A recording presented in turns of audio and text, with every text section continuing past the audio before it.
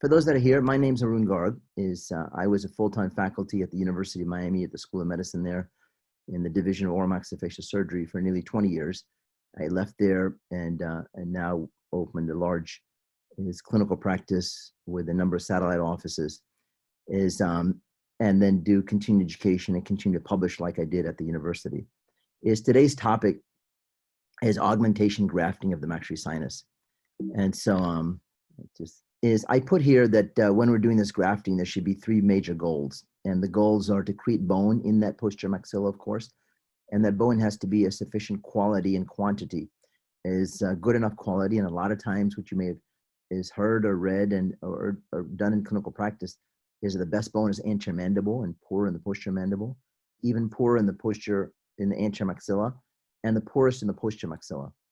And so we need to create good bone there, not the same bone that was there, but perhaps better bone, and certainly not poorer bone that was there as host bone.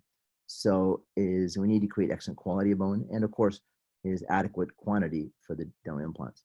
And it's got to be bone that actually becomes a patient's own bone. It can't be artifact left over and an implant placed into that, and over long term it won't hold it. Whereas the patient's own bone, allowing for actual osseointegration and then maintaining occlusal load over a long time. And then it's got to be done with high predictability. Now, there's a number of different options. We're going to focus on the top option today, the lateral window approach, what's listed here. There's also, of course, crestal approaches, is through osteotomes and hammering them up and drills and hydraulics and such. There's also the option of avoiding the sinus lift altogether by placing implants anterior to the maxillary sinus or posterior to the maxillary sinus. And or avoiding the sinus graft altogether by placing short implants and then loading those short implants. So all of those are appropriate options in the right situation. That maxillary sinus is connected to a number of other sinuses. The frontal sinus and the ethmoidal sinuses, they're all connected, and they're connected at what's called infundibulum, or the ostium, or the osteometal complex, is all named for the same thing. It's a drainage port, and the lining of that maxillary sinus is shedding cells, and those cells go through that drainage port into the nose. We've got to be sure that when we're elevating that sinus membrane, that we're not elevating and clogging up that ostium, because that would then hinder the drainage not only from the maxillary sinus, but also the other sinuses as well. And so we've got to be sure we don't overplace bone and put too much in there. We've got to be sure that there's no pathology we push up in there. For example, a cyst or a polyp that pushed up in there. We've got to be sure that if we get a perforation at maxillary sinus membrane, that our graft particles are not so large that they migrate to the ostium and clog it up. So we've got to treat that with respect and care, and you have to have an understanding of the anatomy behind that. CT scanning helps, of course. Years ago, of course, we did maxillary sinus lifts without CT scans and successfully. But now that CT scanning is so readily available, it would just absolutely make sense to use on a routine basis. And what the CT scan will do, it was not only show the amount of bone in cuts that were not previously available before. Before, from panorexes and periapicals, you could see the height of the bone and width of the bone, but you couldn't see the buccolingual width of the bone. You could see mesodistal, you could see occlusal apical. And with CT scans, of course, you can see buccolingual. But the other thing that you can see oftentimes is the density of bone. If you look at this, for example, this is the maxillary sinus, that's the sinus, that's the palatal, that's the buccal aspect. Here the soft tissue's been removed, so you see just the hard tissues. And you can see literally how little hard tissues there are. That's how soft the bone is in that area. If you look on the CT scan, slice number 3, this is again the maxillary sinus here. The palatal bone is dense. The buccal bone is moderately dense. But if you look inside the cancellous bone, where the bulk of the surface of the implant will go, almost no density at all. And as we go forward towards the canine area, now you begin to see better bone in that cancellous area. Now, a narrow ridge here, but if you look at the density, if you look at the cancellous bone in cut number 3 and compare it with cancellous bone in cut number 16, and if you compare that cancellous bone in cut number 3 with this bone, or compare with air in the maxillary sinus, it almost appears closer in density to the air here. And so that's how poor the density of this bone is. So again, we don't want to mimic this when we graft it and add more bone here, if I only get this density or poorer density, then I've given more quantity but not more quality. So in fact, what we need to do is grow more bone there in quantity and quality, more of this type of quality there rather than what's pre-existing there. And we're going to focus on all of those things here. As I start them off in preoperative antibiotics is before I make my initial incision, and is I give them Augmentin, is 2,000 milligrams, and if they're allergic to it, I give them 2,000 milligrams of Keflex is prior to the surgery. And then is local anesthesia, is IV sedation can be done for these patients, but 99% of the cases not required. Is a local is anesthesia, and I try to make the incision slightly palatal so that the incision is well away from my window, and minimizing any leakage of saliva and or bacteria into it. If it's a very narrow ridge, I might make it mid-crustal, is because it just makes my flap reflection a bit easier. And so, and then if there was an existing bridge here, for example, that the referring dentist didn't want me to remove, then of course I would make a vestibular incision and do the sinus lift. So preferably the palatal, that's what's done most often. On some occasions, in a very, very narrow knife edge ridge was difficult to reflect, then mid-crustal. And then if there's an existing prosthesis that I'm not is allowed to or able to remove, then a vestibular incision. And then by making the incisions, I have access to the lateral wall of the maxillary sinus here. And what you see on this dry skull specimen is the infraorbital is foramen is way up here. So you can see we're not going to be close to that. And if you look here, there's no other vital structures that you see in the area of interest for us. And so relatively safe area for us to operate. This is Hilt Tatum. He's the guy who first described this procedure, is probably back in the 70s and 80s. And he was originally based in Florida in the USA in Tampa. He's now based out of in France. And he originally described two different approaches, both the lateral wall and the crustal is sinus lift. Published one small article on it. And then later it became popularized by additional clinicians and additional speakers. And the technique that he had outlined at that time and was used for many, many years was this. This is the one, in fact, that I was trained on, is making a rectangular cut in bone, dots through the bone at the superior aspect, and then none of this going through the sinus membrane, using a 701 fissure burr, is, and then taking an osteotome and a mallet and fracturing this inward and allowing this to serve, in essence, as the roof, allowing this to serve as the hinge is in there. And as I mentioned, this is how I was trained, and this is how I initially did the procedure. And later we published a modified version of this. And there are three modifications we made. Is number one, instead of a 701 fissure burr, we went with a round diamond burr. Is there was much less chance of tearing the sinus membrane with that. Number two, we eliminated these sharp corners here, made them rounder. And so more of an oval osteotomy instead of rectangular or trapezoidal. And third change was eliminated the hinge here, is made the osteotomy contiguous all the way around. So eliminating the green stick fracture and the subsequent sharp edges is from tearing the sinus membrane. So we published that modified technique, and now that's what I see done pretty much worldwide, is the modified technique. Is round diamond, is I use a number 8 round coarse diamond. They're available in fine, extra fine, is extra coarse. And so I find this is efficient enough, is and yet gentle enough. Some folks use piezo units, and I use those as well, is they're a bit slower. And so is expensive buying the piezo unit. And so if you choose to use that, that's fine. Is if you choose to this is fine. It's just an $8 burr. I could start with this burr, and as I get closer to sinus membrane, switch to the piezo unit.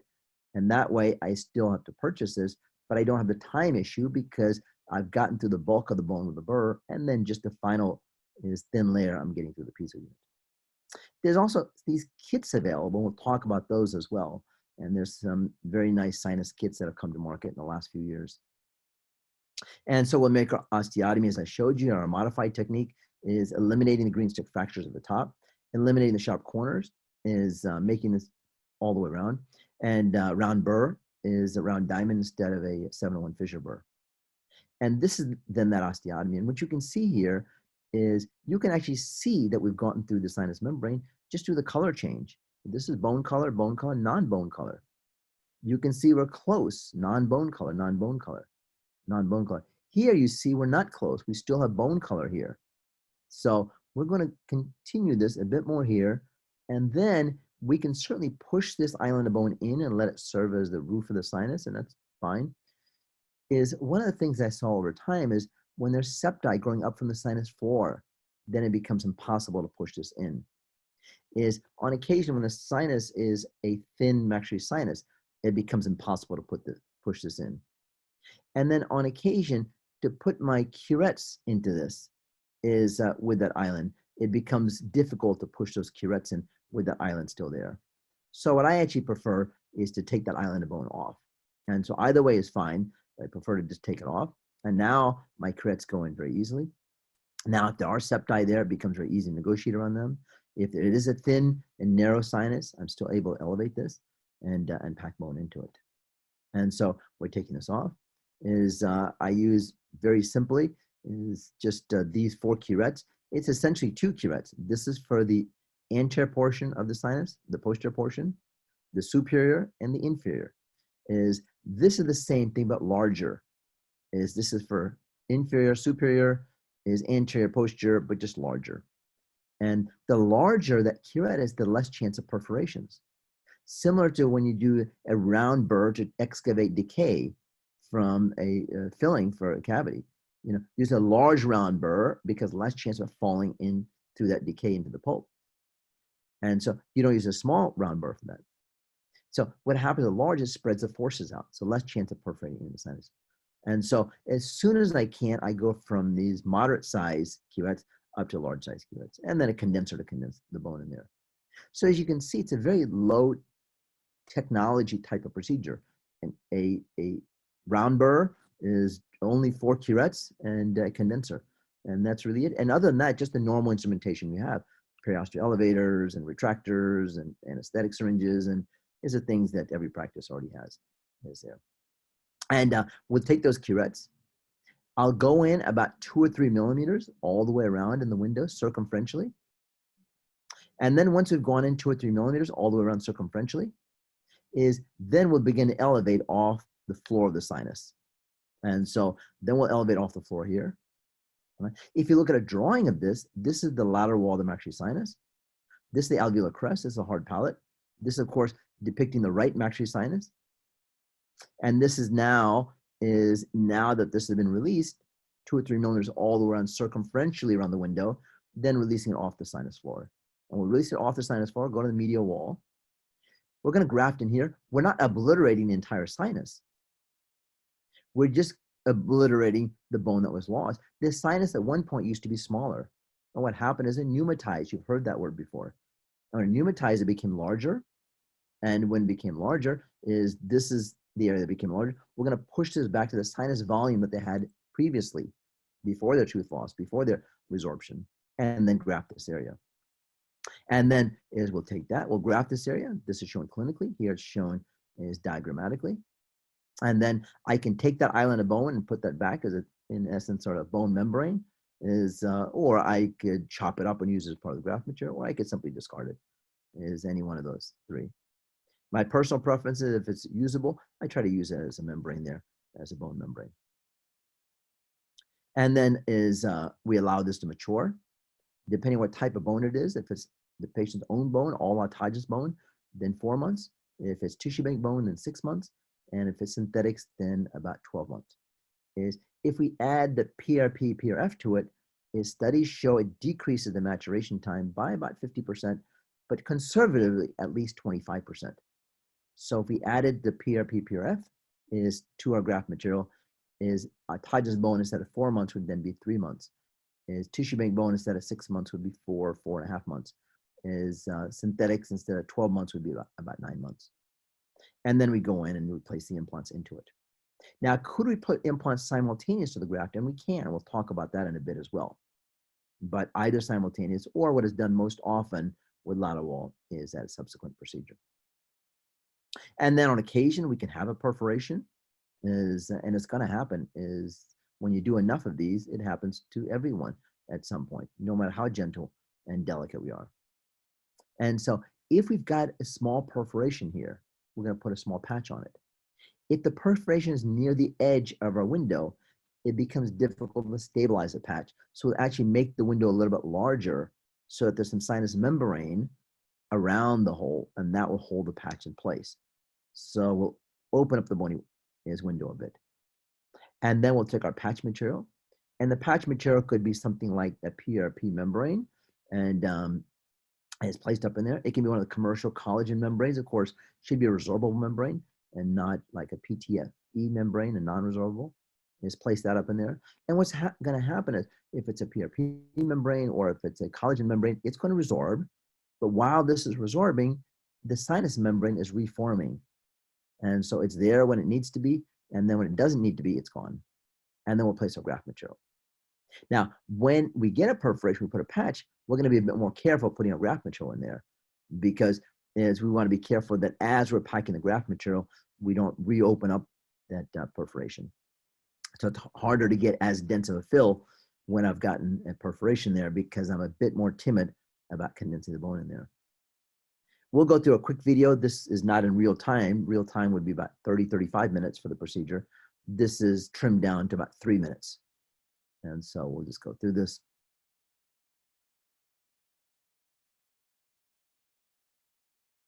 We'll make our incision.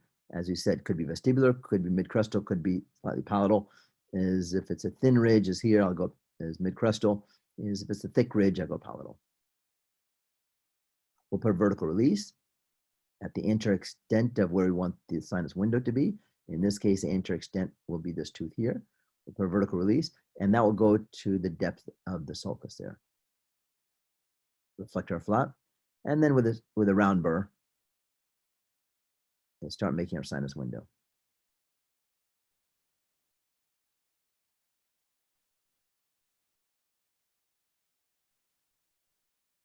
And then once we've gotten through, we're elevating this 2 or 3 millimeters. As I said, you can leave that island on, as we can take it off. In some cases, we'll obliterate the whole thing with the burr. This is showing the more classic approach by leaving the island of bone on. But as I told you, my personal preference in general is to take it off. Now you can see we've gone and circumferentially 2 or 3 millimeters, elevated off the sinus floor up to the medial wall. Right? But not obliterated it. That's only about 1/3 of the sinus. There's still about another 2/3 up there. We'll take our bone. In this case, we're going to use tissue bank bone, 100% tissue bank bone. I'm hydrating with PRP liquid.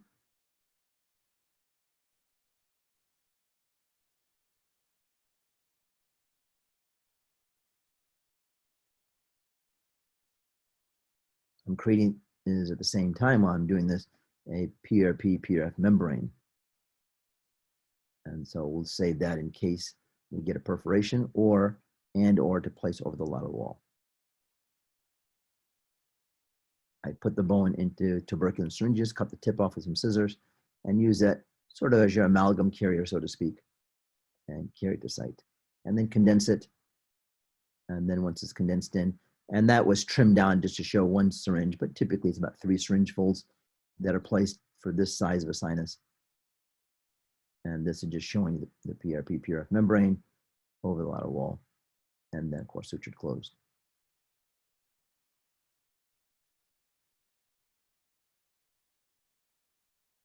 We'll start with interrupted here, finish up with horizontal mattress sutures along the crest, and then interrupteds on the vertical release. Is if you want autogenous bone, the easiest way to get autogenous bone is right there. Is you're in that area anyway, so either from the tuberosity or from is near the zygoma here, we can take these bone scrapers. They're very easy to use, is very cost effective, and get is a fair amount of autogenous bone is with no additional surgery, just in the same area. If the lateral wall of the maxilla is thick, I can even scrape that before I create the osteotomy with the round burr, is to get some bone. And either I can get sufficient amount to do the entire sinus or all autogenous bone, and or if I don't, then I can always use this and then mix it with tissue bank bone. And so in this case is we're harvesting and taking the autogenous bone, and then if it's not enough, we'll mix it with tissue bank bone. All right. This is then mixed with the tissue bank bone and the patient's own blood or PRP or saline dehydrated. If it is all autogenous bone, the way the body heals when doing all autogenous bone, it actually doesn't need any type of membranes. For example, when Lefort osteotomies are done, there's no membranes used. With the Curie bone technique, there's no membranes used. Those are techniques of all autogenous bone. So if it's all autogenous, I don't need is barrier membranes. Most folks doing lateral wall sinus lifts are not using all autogenous bone. So this has been our criteria, that if it's less than 50% autogenous bone, which is a majority of sinus lifts done today all over the world, is then you do need some type of a barrier membrane on that lateral wall. And so we'll put a membrane there. Now, we said earlier that we would talk about whether we place implants simultaneous to the sinus lift or not. In 1995, Bob Marks at University of Miami faculty and myself, we held a bone symposium in Palm Beach in conjunction with University of Miami Medical School and 3i Implant Company. And at that 1995 bone symposium, we had a lot of opinion leaders in the audience and participating, a lot of chairmen of oral maxillofacial surgery and perio departments from around the US and around the world is participating. One of the questions that was asked us at that time was, when can you place implants simultaneous to the sinus lift? Now, this is 1995, 25 years ago today. And we said, well, you should have at least 1/3 of the implant stabilized in host bone. And back then, the size of implants that we used routinely were 15 millimeters. That was sort of standard size. Today, of course, standard is probably more like 10 millimeters or so. And so we said 1/3 the length. And so that meant 5 millimeters. And that was not based on science. It was very intuitive. And that was the answer we gave. And all these opinion leaders and thought leaders and chairmen that were in the audience, they took notes of that. And they went back and started incorporating that in their teachings. And it became, as 5 millimeters became a standard, and it was really based on heresy and, hearsay. And so we then later said, we need to investigate this, not just base it on hearsay like this or intuition. So we got a group of patients together, and we placed 160 implants, and is 3 to 5 millimeter residual ridges. And so not the 5 millimeters we'd recommended at that time. Follow those cases for 31 months on average, and all the implants were loaded, and we found no failures, and published this in the International Journal of Oral Maxillofacial Implants, which was the most scientific of implant journals then, and even today is put out by Quintessence Publishing.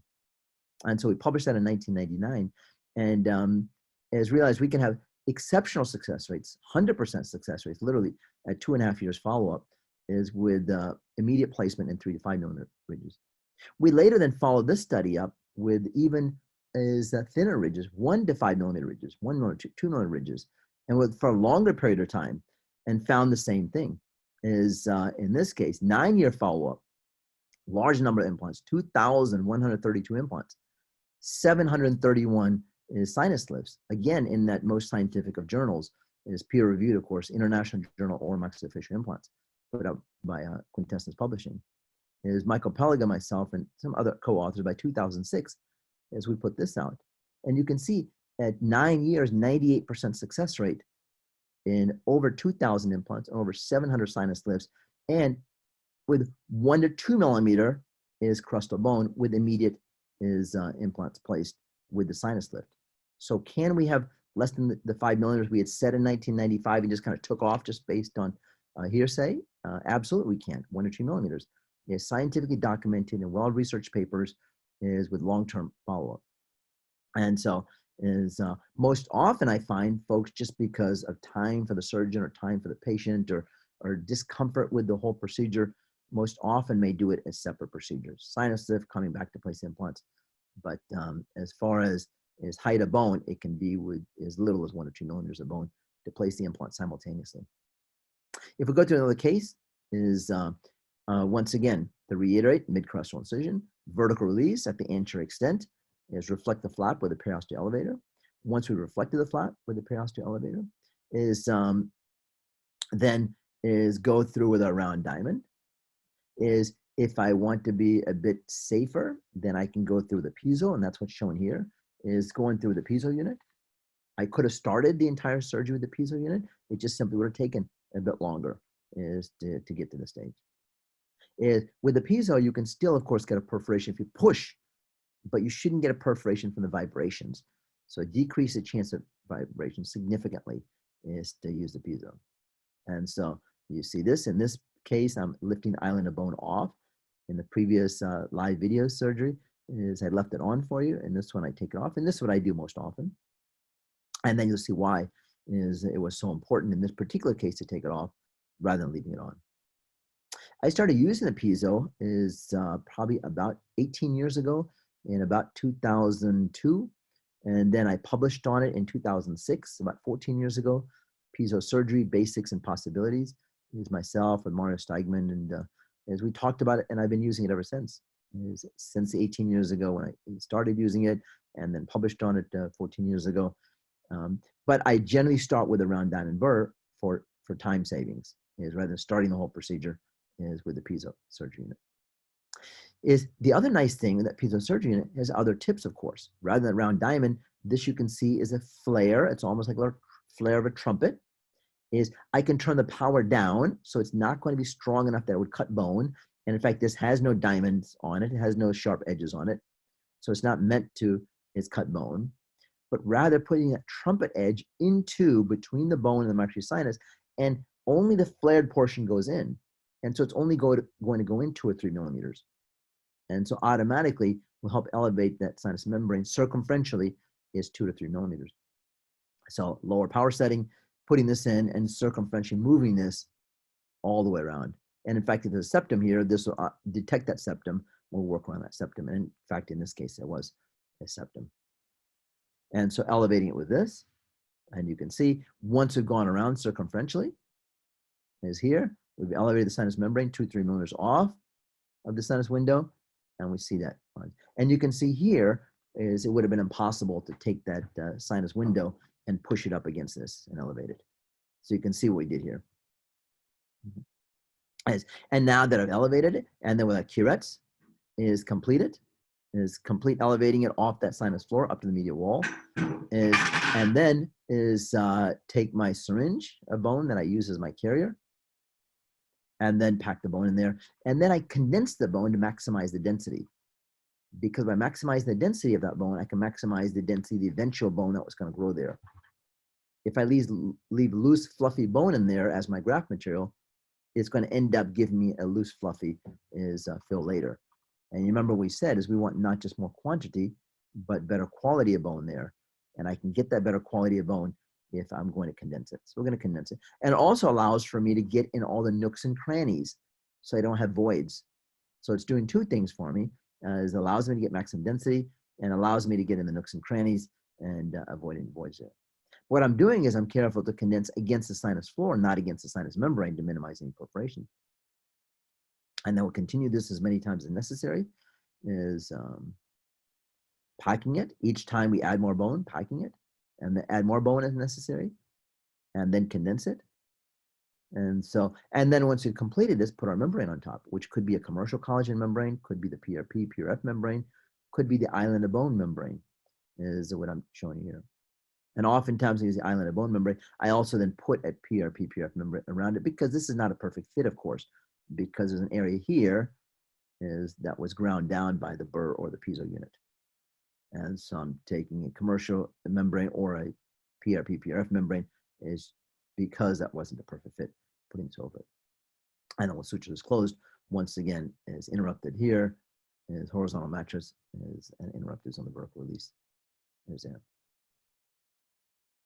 Here's another case, and you can see the preoperative. This is an older case, and you'll see why. You can tell it's an older case. There's some actually sinus. You can see the ridge here, maybe about 3 millimeters here, about 4 millimeters here, maybe about 4 millimeters here. Doing our sinus is here, and then coming back later, placing implants. And there's our implants in place, putting 3 implants in. And I said you'd be able to tell it's an older case because look at the size of the implants. Is this what we're putting in 20, 25 years ago? Everything with 15 millimeter implants in that area. And so that's how you can tell. Parallel walled implants, that's what we're using 25 years ago. These are Brandemark implants, is external hexes at that time. And so a 25-year-old case is what we did at that same time we placed the implants, we took a quick index of the implants. sent it off to laboratory. And then what happens is the laboratory made custom abutments. They designed them. CAD-CAM milling, and this one CAD-CAM milling was in its infancy and just starting out. Is today it's routine, and today digital dentistry and such, you see websites and webinars and folks lecturing about it routinely. But at that time, is CAD-CAM and digital was in its infancy. And so they designed it on the computer, milled these out, and sent them to us as milled out abutments and temporary made. And so at stage 2 surgery, we put those custom milled abutments and a temporary on there, as opposed to what we had done prior to this is put round healing cuffs in, round domes in there, and healed up in a round shape. And then later is the restorative dentist or the prosthodontist had to work with that round sulcus. But by putting these custom abutments in, that sulcus is the ideal emergence profile for that particular tooth. And putting the temporary on, it groomed it to the ideal emergence profile. So we started doing it as infancy and have continued doing that since then. Here's another case we'll go through, is an upper right sinus lift.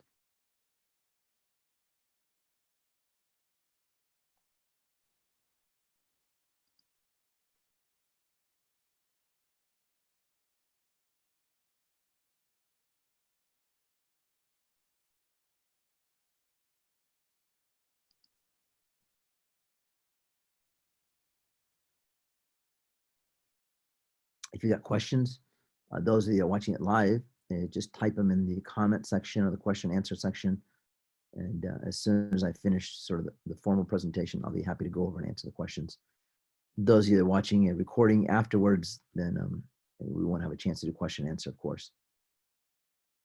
But for those of you that are tuning in live, I'm happy to answer as many questions as we have.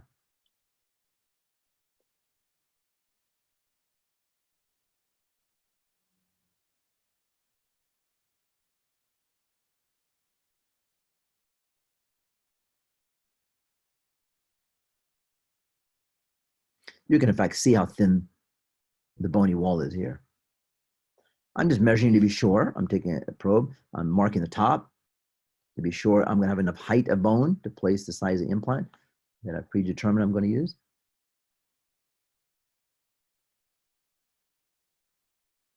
I measure the height of crust of bone. I'm sure to go above that. So I'm drilling not into the crust of bone, but into the maxillary sinus.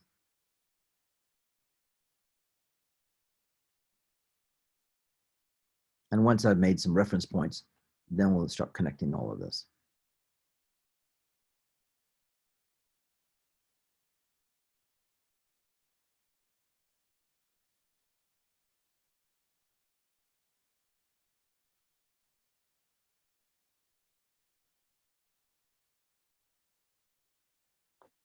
You can almost begin to see that we're through the bone here because of color change.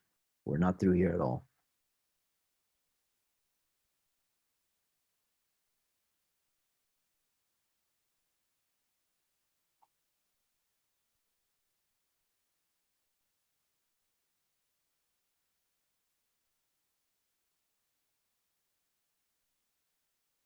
Now you can see I've switched over to piezo unit, much safer.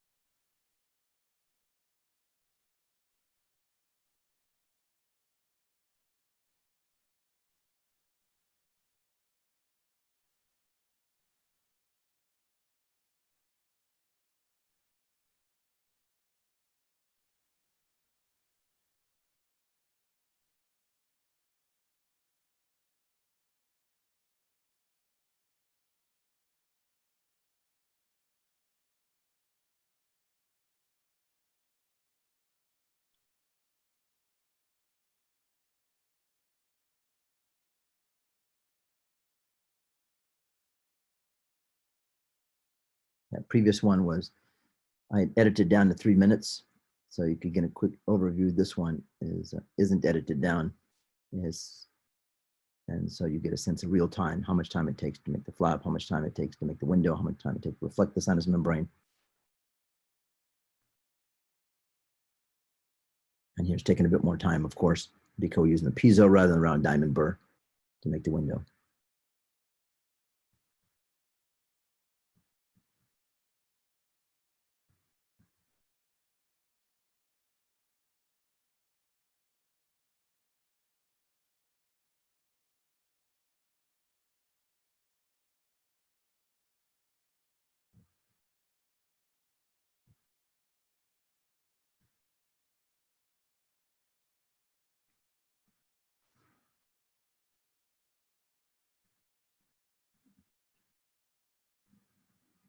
We can start to fast forward through some of this.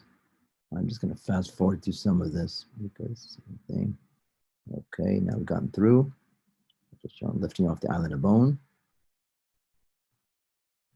And as I was showing you, is that's entirely up to you. If you want to push it in, that's fine. You saw I showed you a case like that. You want to lift it off, but you see how much better access you have when you lift it off. My personal preference, but they're both correct. Here's that trumpet tip, lower power setting. Depending on what model of piezo surgery unit you have, some of them have a setting, a button that says for bone cutting, for sinus membrane elevation. Some just have numbers. If it just numbers, it should be about 1/3 the power of what it used for bone cutting. And you can see just the trumpet portion of it is inside. And then I'm just using to flick off any thin bone pieces that are here.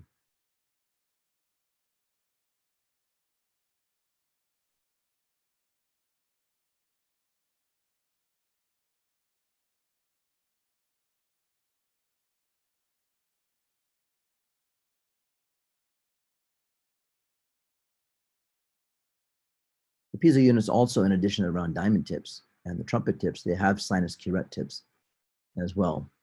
As I'm showing you this, I actually don't like using this because I find they're not, you see that the angles aren't what I really need. And they don't have enough different sizes and shapes. So I showed you that. You can see I prefer the hand sinus curettes, which have many, many more angles and shapes and sizes.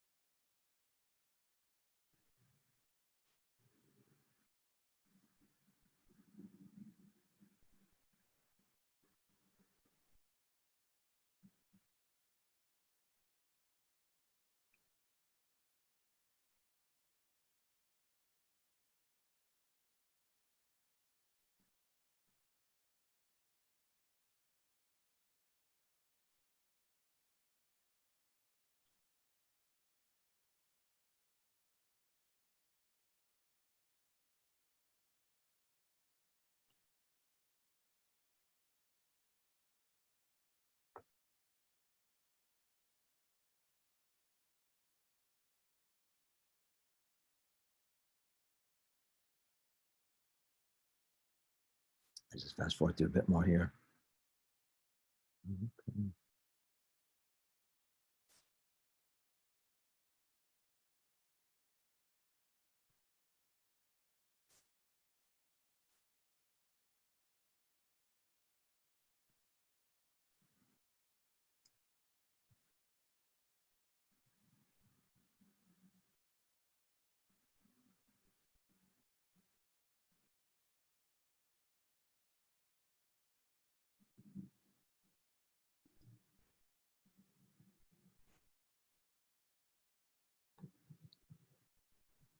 Here, okay, syringe full of bone. In the previous video, I'd edited out the second and third syringes here. We can see the second and third syringes. You can see the amount of volume that goes in typically. Second is ml/cc.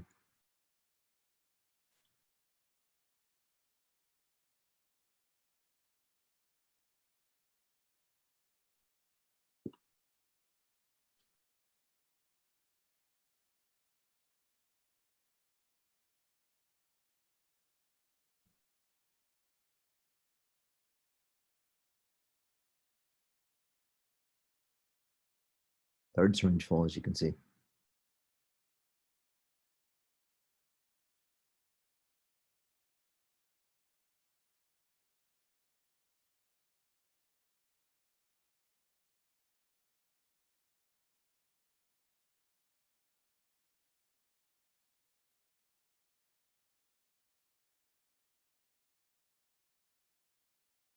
Another half syringe full. The total volume of the Maxillary sinus is about 15 cc's. So if we're putting 3 or 4 cc's of bone, we're not, again, not obliterating it. That's just a small percentage of the sinus volume.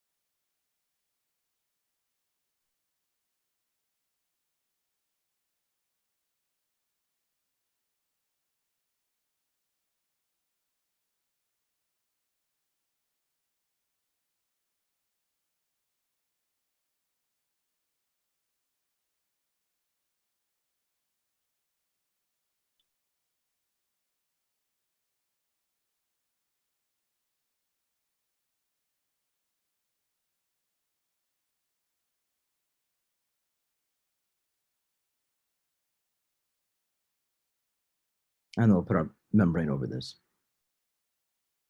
In this case, a PRP, PRF membrane.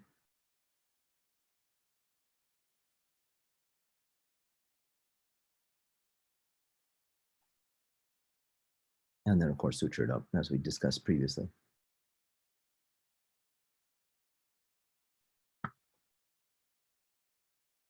Okay, we'll go through a couple more cases. Here's another case. Is again mid-crestal or slightly palatal incision, vertical release. Is round burr. As we're taking our PRP, PRF membranes here. In this case, it's going to be all tissue bank bone, going through the bone down to the sinus membrane. In this case, elevating off the island of bone. There's the elevator off island of bone. And then once we've elevated off the island of bone, in this case, is going in this case with the piezo, the trumpet shape, circumferentially 2 or 3 millimeters all the way around. And then with sinus curettes is elevating and most particularly off the sinus floor. Taking out liquid PRP is, and then hydrating the bone with it, taking our PRP membranes or PRF membranes. And so there's the hydrated bone. So now we've got the PRP, PRF growth factors in there to allow the bone to mature faster. So typically with tissue bank bone alone with saline, it would be 6 months. With the PRP, PRF liquid, 4.5 months, 25% off. Is we'll take that, pack it in syringes with the tip cut off, as I showed you earlier, and inject that in place.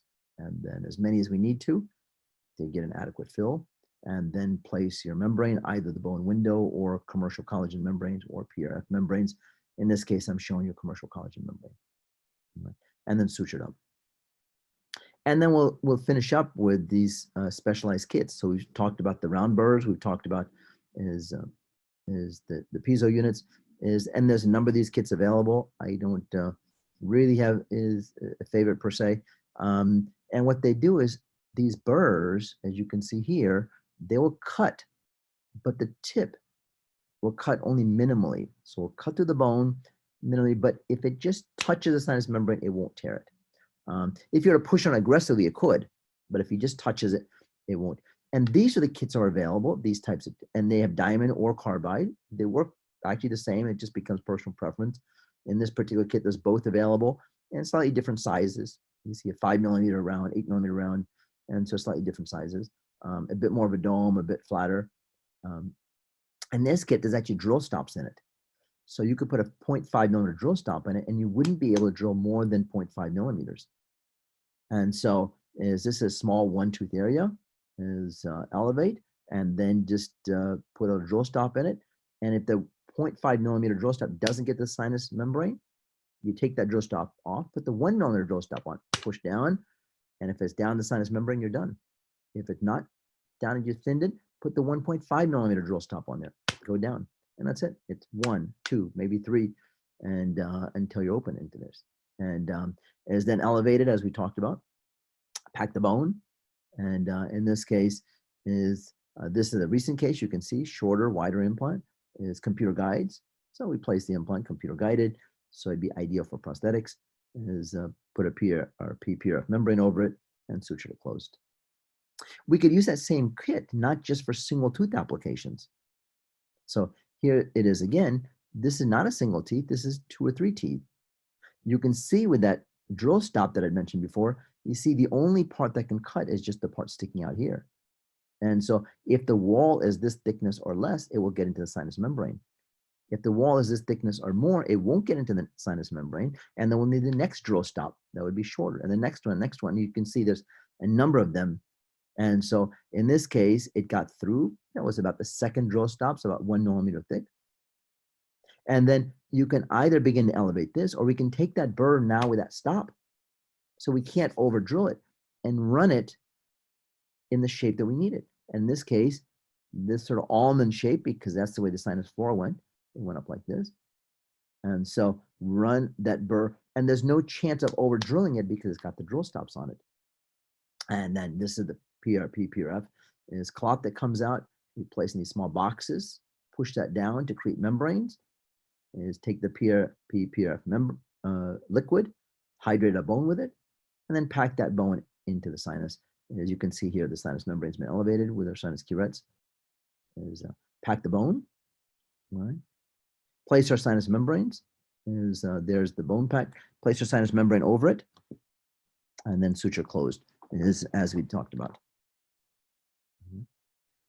And so I give them antibiotics preoperatively. I told you Augmentin, 2,000 milligrams. If allergic, I give them is Keflex, 2,000 milligrams. And then post-op is they get some pain pills, whatever pain pills they're used to taking for extractions and or implants, because the post-op discomfort is similar to what it is for extractions. And then I give them nasal decongestant. And I put Sudafed 30 milligrams is the chemical name is pseudoephedrine hydrochloride. So 30 milligrams of pseudoephedrine hydrochloride for 5 days is just to keep the secretions dry up in there. And then analgesics of choice, as we mentioned. I give them post-op instructions, and I've created a small booklet that I hand the patients. It's about 30, 40 pages, and it's got the usual post-operative instructions about if there's bleeding, put some gauze on it. If there's more bleeding, put tea bags on it. If there's more bleeding, call me, and such. I've also given them some menus. I like to eat chilled soft foods is the first several days, and then warm foods after that. What kind of exercises they can do, what type of vitamins they should take. And so I discuss all of that is in there.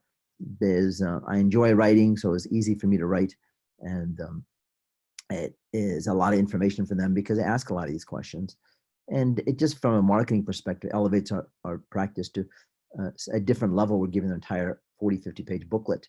Is a post-op instructions, whereas most practice are giving me a Xeroxed off sheet of post-op instructions. So it's beneficial, gives more comprehensive information, is less of my time them asking those questions, and just better positioning for our practice is for that. Complications, I've written a number of articles about this over the past 25 years. And is early on, I would list all the potential complications, and there's 100 on that list and or more. But what I've clinically seen after having done thousands of these sinus lift over these years is that the 4 most common ones are this, and that's what we should focus and talk about, is that the common ones, that those teeth, especially in the partially edentulous cases, that there's an undiagnosed pathology around them.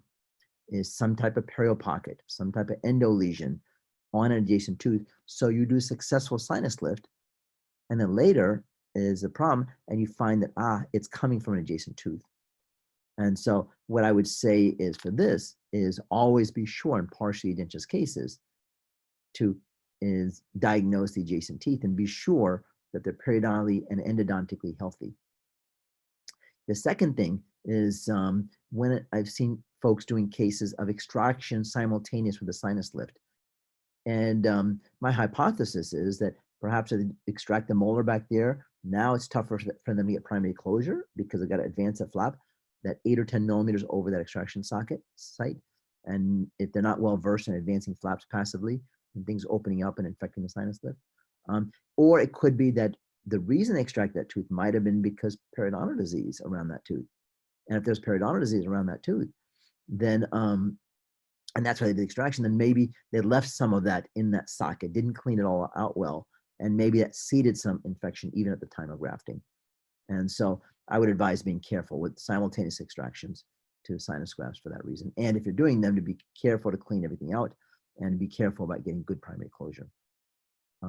Third thing is in smokers, is we've published that we can get the same success rate in smokers versus non-smokers. But in the cases we're able to get the same success rate in smokers versus non-smokers, I was sure to use a higher percentage of autogenous bone and not just all tissue bank bone. And I was sure to use PRP, PRF in those cases. And then we're able to get this exact same success rates. But I find that as many practitioners that are not using autogenous bone is to any extent and are not using PRP or PRF, then they actually have much lower success rates. And so the way to be careful with this is incorporate PRP, PRF in your practice and be able to, at least with a bone scraper, get some autogenous bone from the tuberosity in this area. And the fourth thing that I've commonly seen is when patients come in and have a bad cold or flu, is that I got a bad cold, I got a bad flu, but you know what, we're scheduled, let's go ahead and do the surgery anyway. And then what happens is whatever was up in there, especially if you got some type of a perforation in the maxillary sinus membrane, then you're getting the bacteria through there and infecting the graft. So is in my articles, I've published hundreds of different potential complications or failures with sinus lifts, but realistically, the ones I've seen is 25 years and thousands of cases have fallen into these four broad categories. So these are the ones I would focus on limiting your exposure to.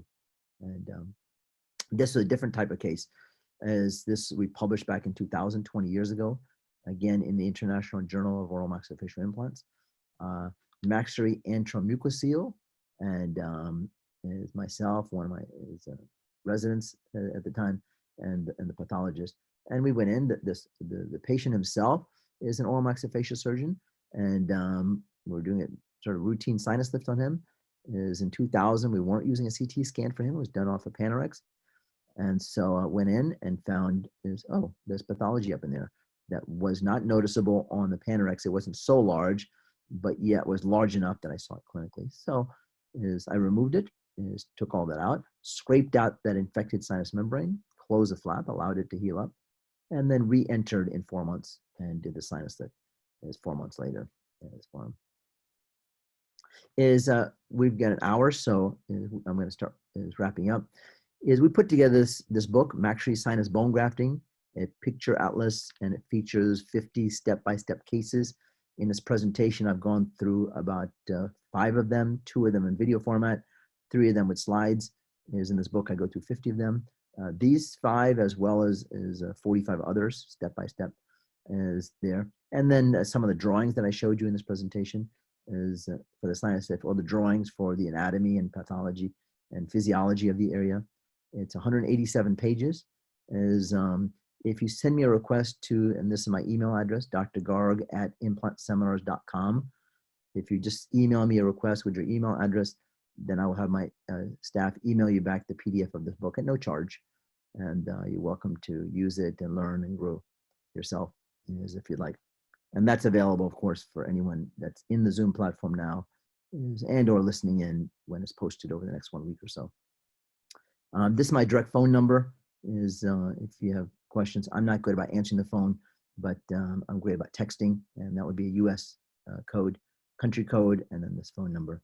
And again, my direct email address, drgarg@implantseminars.com.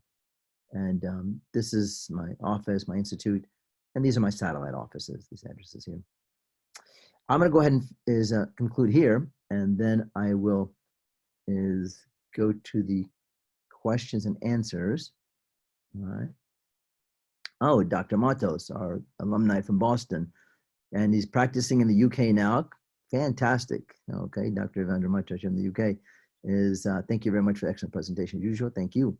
Question: for full maxillary rehabilitation, when you decide for zygomatic implants instead of sinus lifting procedures with conventional implants, and if you decide for short implants to avoid any kind of grafting, which implant system would you recommend? Great questions. Okay, so let's break it down in a number of different questions. The cases that I showed here were all partially edentulous. So these cases, of course, warranted a maxillary sinus lift.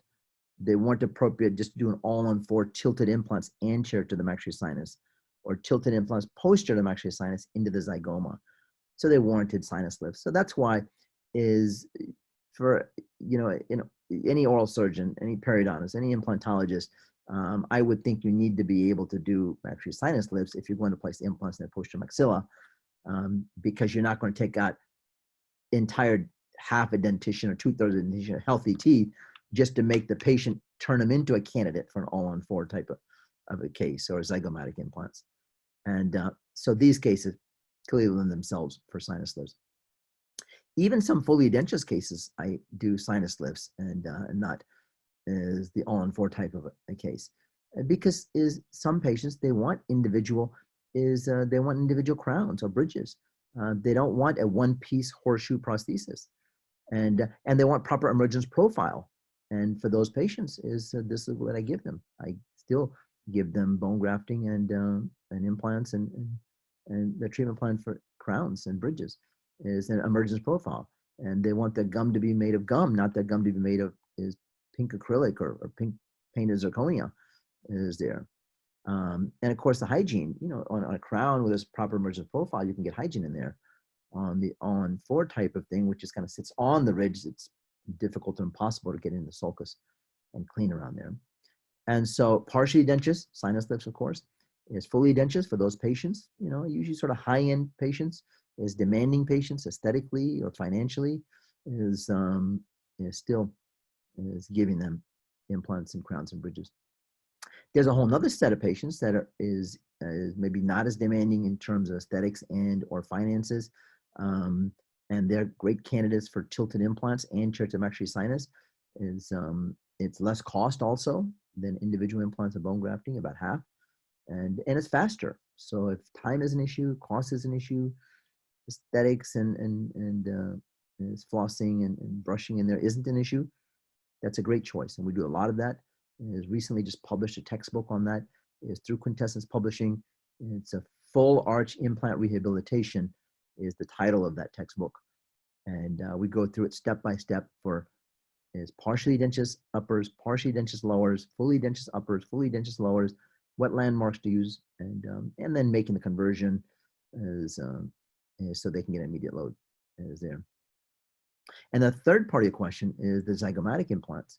The zygomatic implants I reserve for when we can't do the tilted anterior to the maxillary sinus. And sometimes there's so much resorption that when you tilt anterior to the maxillary sinus, it's not even going to be a 10-millimeter implant. It's going to be a 6-millimeter implant. And so putting in 6s tilted to do a full arch prosthesis is not the standard of care today. And so when it's that significant resort, then I opt for zygomatic implants, which avoids the maxillary sinus posterior to it and placing it in is to zygomas.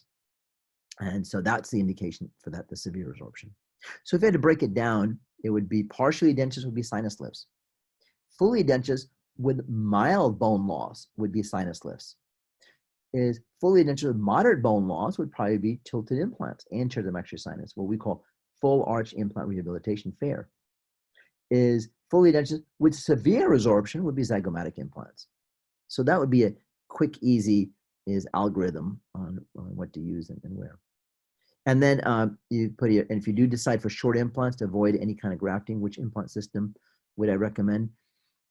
What I started with is over is about 18 years ago. The short implants was Bicon, and I've continued to use those when I needed a short implant.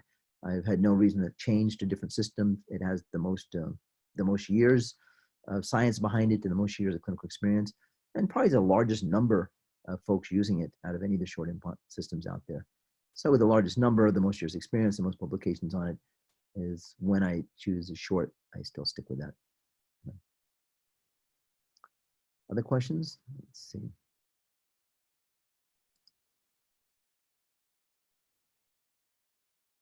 Well, I don't see any other questions.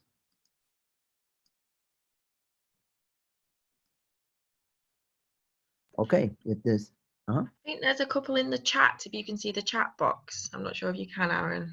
I can't see the chat box. Can you read them to me? Oh, I see it. Okay, let me get it. Yeah, okay. brilliant. Hi, everyone. What is the name of the liquid in which you mix the PRP powder material? The name is called a lot of different things. And, you know, Marks and I pioneered this back in early 1990s, 1992.